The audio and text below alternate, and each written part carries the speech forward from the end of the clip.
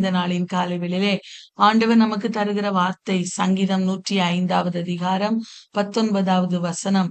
கர்த்தர் சொன்ன வார்த்தை நிறைவேறும் அளவும் அவருடைய வசனம் அவனை புடமிட்டது. அன்பான தெய்வ பிள்ளைகளே, இந்த வார்த்தையானது யோசேப்பை குறித்து சொல்லப்பட்ட ஒரு வார்த்தை.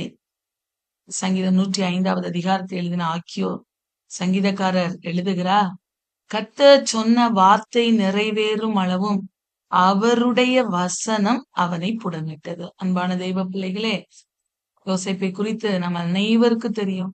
அவர் வாழ்விலே பட்ட கஷ்டங்கள் மிகவும் ஏராளம். ஆனா அவர் பட்ட அத்தனை கஷ்டங்களிலும் ஆண்டவர் அவருக்கு ஒரு விடுதலையை கொடுத்து, ஆண்டவர் ஒரு நாளிலே யோசேப்புக்கு வாக்கு கொடுத்திருந்தார். அந்த வாக்கு நிறைவேறுகிற அளவுக்கும் அந்த வார்த்தையை, அந்த வாக்கு தத்தமானது அவனுடைய வாழ்விலே வந்து நிறைவேறுகிற வரைக்கும் அவனுடைய வாழ்விலே அநேக சோதனைகள், அநேக புடமிடுதல் அவனுடைய வாழ்விலே உண்டானது. ஆனா அந்த எல்லா சோதனையின் காலத்துல, அந்த புடமிடுதலின் காலங்களிலும் பொறுமையோடு இருந்தபடியினால இந்த எகிப்து தேசம் முழுமைக்கும் அவர் அதிகாரியாய் உயர்த்தப்பட்டார். அன்பான தெய்வ பிள்ளையே, இந்த காலை வேளையிலே ஆண்டவர் நமக்கு ஒரு வாக்குத்தத்தத்தை கொடுத்திருப்பாரே ஆனால், அந்த வாக்குத்தத்தம் நம்முடைய வாழ்விலே நிறைவேற வேண்டுமே ஆனால், நம்முடைய வாழ்விலே அநேக புடமிடுதலின் வழியாய் நம்ம ஒருவேளை கடந்து செல்லலாம். சோதனைகளின் காலங்களின் வழியாய் கடந்து செல்லலாம். ஆனால் அந்த காலங்களிலும் ஆண்டவர் நம்மோடு இருந்து நம்மை புடமிட்டு நாம் அவருடைய பிள்ளைகளாய் மாறி நம்முடைய வாழ்விலே அவருக்கு பிரியமான பிள்ளைகளாய் நாம் வாழுகிற வரைக்கும் ஆண்டவர் சில காரியங்களை நம்முடைய வாழ்விலே அனுமதிப்பார். நாம் அதை பொறுமையோடு சகிக்கும் போது முடிவிலே அந்த வாக்குத்தத்தத்தின் நன்மைகளை, ஆசீர்வாதங்களை நாம் நிச்சயமாக பெற்றுக்கொள்ள முடியும். இந்த வார்த்தை யோசேப்புக்கு ஆண்டவர் செய்தார் அல்லவா? அவனுடைய வாழ்விலே ஒரு அற்புதத்தை செய்தார். அவர் கொடுத்த வாக்குத்தத்தத்தை, வசனத்தை அவன் வாழ்விலே உறுதிப்படுத்தினார். இந்த காலை வேளையிலே நம்முடைய வாழ்விலும் அவர் நிச்சயமாக உறுதிப்படுத்துவார். பிரியமானவர்களே, இந்த நாளிலே அந்த யோசேப்பினுடைய வாழ்விலே ஒரு 3 முக்கியமான காரியங்களை நாம் வெகுவாக சீக்கிரமாக தியானித்து நாம் கடந்து செல்வோம். முதலாவதாக, தேவனுடைய வாக்குத்தத்தம் உறுதியானது. நாம யோசேப்பினுடைய வாழ்விலிருந்து இதை நாம் கற்றுக்கொள்கிறோம். பிரியமானவர்களே, தேவனுடைய வாக்குத்தத்தம் உறுதியானது. அப்படி என்ன வாக்குத்தத்தம் யோசேப்புக்கு கர்த்தர் கொடுத்தார் பாருங்க. அவன் தன்னுடைய தகப்பனாரோடு இருக்கும்போது ஒரு சொப்பனத்தை பார்க்கிறார். சூரியனும் சந்திரனும் 11 நட்சத்திரங்களும்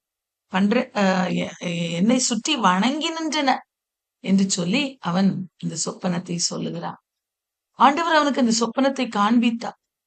வயலிலே அரிக்கட்டுகளை அறுத்து கொண்டிருந்த போது என்னுடைய அரிக்கட்டு மாத்திரம் நிமிர்ந்து நின்றது என்ற சொப்பனத்தையே அவன் சொல்லுகிறான். இப்படி 2 விதமான சொப்பனங்கள், 2 விதமான சொப்பனங்கள் அவனுக்கு கொடுக்கப்பட்டது. அது எதற்கென்றால், உன்னை நான் இப்படி ஆசீர்வதிப்பேன், உன்னை எல்லாரை காட்டில் நான் மேன்மையாக்குவேன் என்று ஆண்டவர் அவனுக்கு வசனத்தை கொடுத்தார், வாக்குத்தத்தத்தை கொடுத்தார். அந்த வாக்குத்தத்தம் உறுதியானது என்பதை யோசேப்பு நம்பினார். அன்பான தேவ பிள்ளைகளே, யோசேப்பினுடைய கனவிலே பெரிய எதிர்காலத்தை ஆண்டவர் அவருக்கு காண்பித்தார். ஆதியாகமம் 37ல வாசிக்கிறோம். அதை அவர் நம்பினார். என் ஆண்டவர் எனக்கு நிச்சயம் செய்வார் என்று நம்பினார். நம்முடைய வாழ்வில கூட ஆண்டவர் தருகிற வாக்குத்தத்தங்களை, வசனங்களை நாம் அவ்வாறு நம்புகிறவர்களாய் இருக்க வேண்டும் என்று சொல்லி ஆண்டவர் விரும்புகிறார். இரண்டாவதாக, புடமிடுதல். பரிசோதனை காலம், சோதனையின் காலத்தின் வழியாய் அவர் நடத்தப்பட்டார்.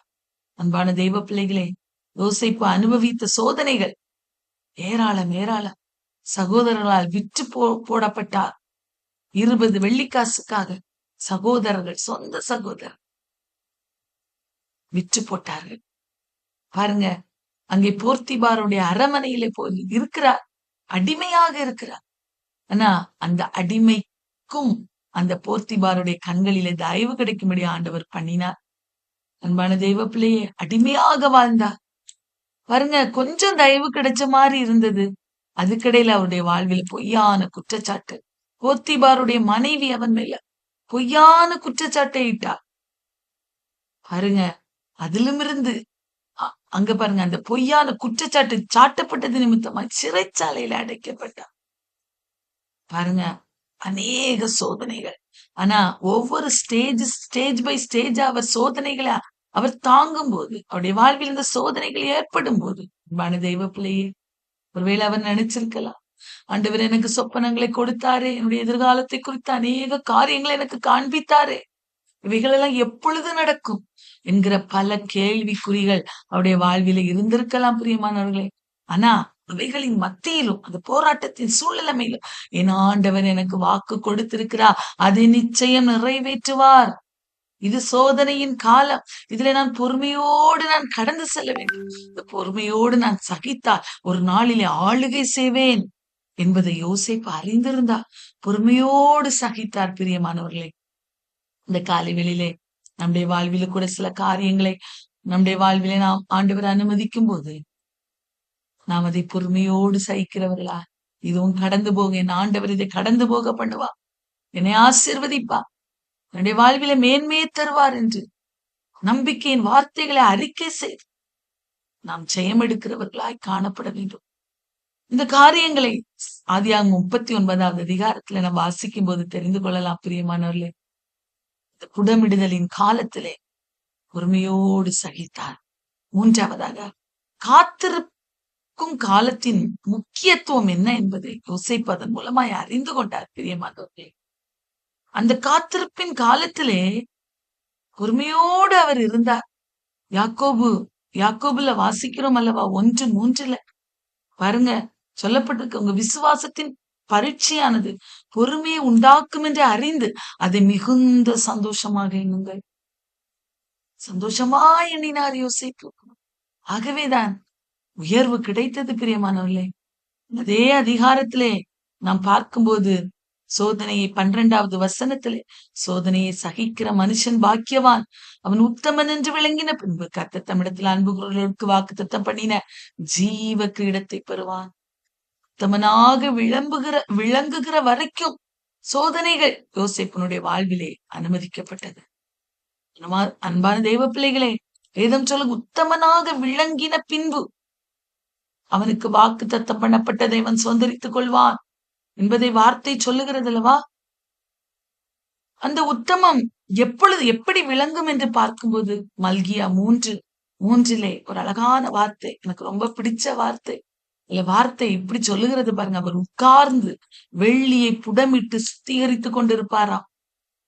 அவர் லேவியின் புத்திரரை சுத்திகரித்து அவர்கள் கர்த்தருடையவர்கள் ஆகும்படிக்கும் நீதியாய் காணிக்கை செலுத்தும்படிக்கும் அவர்களை பொன்னை போலும் வெள்ளியை போலும் புடமிடுவாராம். உட்கார்ந்து மிகவும் கவனமா புடமிடுவாராம். அன்பான தெய்வ பிள்ளையே, இந்த வெள்ளி அந்த தங்கத்தெல்லாம் புடமிடுகிறவர்கள் மிகவும் கவனமாய் புடமிடுவார்கள். அது ஒரு ஒரு ஒரு பர்டிகுலர் ஸ்டேஜ்ல அந்த வெள்ளியிலையும் அந்த தங்கத்திலும் அந்த புடமிடுகிறவருடைய முகம் அதுல படுகிற வரைக்கும் அந்த புடமிடுதல் மிகவும் கவனமாக நடைபெறுமா. அந்த ஸ்டேஜ் அவங்க விட்டுட்டாங்கன்னா அது ரொம்ப இதாயிருமா. அதனால ரொம்ப கவனமாய் அதை புடமிடுவார்களாம். பாருங்க, அவர்களை சுத்திகரித்து அவர்கள் கர்த்தருடையவர்கள் ஆகும்படிக்கு ஆண்டவர் என்ன செய்வாரா, புடமிடுவாரா. அன்பான தேவ பிள்ளைகளே, நம்முடைய வாழ்வில் சில நேரங்களிலே சோதனைகள் அனுமதிக்கப்படும் போது ஆண்டவர் நம்ம நினைக்கணும், ஆண்டவர் அவருடைய பிள்ளையா என்ன மாற்றும்படியா என்னுடைய என்னுடைய வாழ்விலே அவருடைய முகம் தெரிகிற வரைக்கும் என்னை அவர் சுத்திகரிப்பார் என்கிற அந்த ஒரு நம்பிக்கையின் விசுவாசம் இதயத்துல காணப்படணும் பிரியமானவர்களே. அவர் நம்மை அவருடையவர்கள் ஆகிற வரைக்கும் நம்ம சுத்திகரிப்பாராம். சுத்திகரித்த பின்பு பலன் என்ன பாருங்க, சரியான நேரத்துல எகிப்தில் ராஜாவாக உயர்த்தப்பட்டார். எகிப்தின் உயர்ந்த அதிகாரியாக உயர்த்தப்பட்டார். அன்பான தெய்வ பிள்ளையே, உபத்திரவம் பொறுமை மிகுந்த ஆசீர்வாதத்தை உண்டாக்கும் என்பதை அறிந்திருக்க வேண்டும். பொறுமையோடு சகிக்க வேண்டும். பொறுமையோடு சகித்தால் ஆளுகை செய்கிறவர்களாய் மாறுவோம். அன்பான தேவ பிள்ளைகளை, காத்திருக்கிறீங்களா? சோதனையில இருக்கிறீங்களா?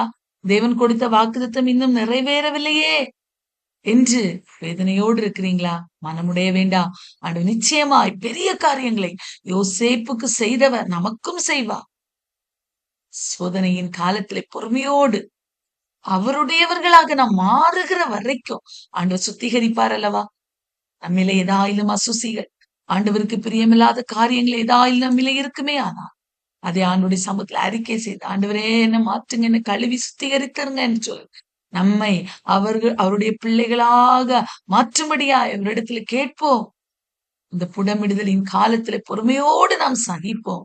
யோசேப்பை போல ஆளுகை செய்கிறவர்களாய் மாறுவோம். ஆண்டவர் பெரிய காரியங்களை நம்முடைய வாழ்விலே செய்வார்.